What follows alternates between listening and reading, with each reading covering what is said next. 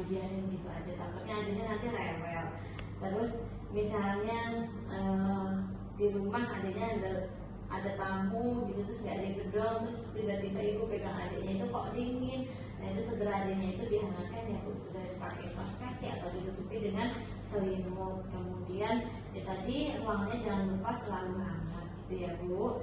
Kemudian nanti di rumah posisi tidur adik nih, posisi tidur adik kalau bisa ya, karena ini masih masa-masa bayi baru lahir, kalau bisa adiknya itu tidur sama ibunya sendiri ya Bu ya, sama orang tuanya. Jadi misalnya adiknya nanti tengah malam bangun atau misalnya pengen nangis gitu, nangis bangun atau rewel atau bisa segera diganti gitu.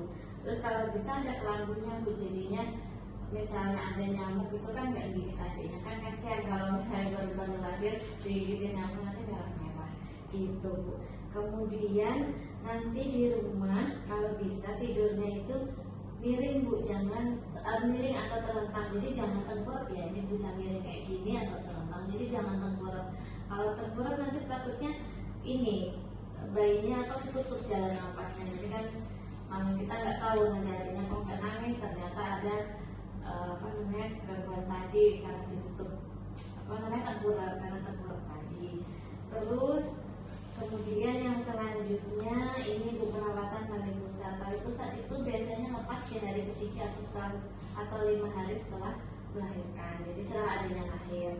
Ini nanti di rumah cara merawatnya Bu, pertama ibu cuci tangan dulu ya, cuci tangan. Setelah cuci tangan baru ibu melakukan perawatan tali pusat, yaitu dipegang nih Bu, tangannya bersih tadi dipegang tali pusatnya, dilihat ini tali pusatnya ada nanah apa enggak, terus ada merah di sekitar tali pusat atau enggak, terus dilihat nih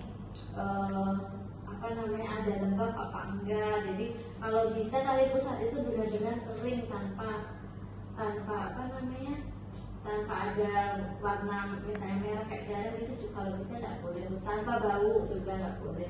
Kemudian nanti di ini Bu, jangan membungkus tali pusat ya, itu kan dulu, kalau dulu kan ditutup kaca Bu, ditutup tali pusatnya. Kalau sekarang prinsipnya bersih dan kering, jadinya tali pusat itu nggak usah ditutup, nggak usah dikasih betadin atau bedak apapun di tali pusatnya. Kemudian misalnya tali pusatnya ini kotor Bu, ibu bisa membersihkannya secara hati-hati dengan menggunakan kasa dan air DTT. Air DTT itu apa Bu? Jadi air yang sudah direbus selama 30 menit, nanti dibiarkan dingin, itu disimpan buat bersihin tali pusatnya adik. Dicelupkan ke kasa yang kering tadi, bersihkan kering tadi, kemudian dilakukan pembersihan secara merata dari untung atas sampai bawah ya Bu. Kemudian sambil diinspeksi, dilihat tanda-tanda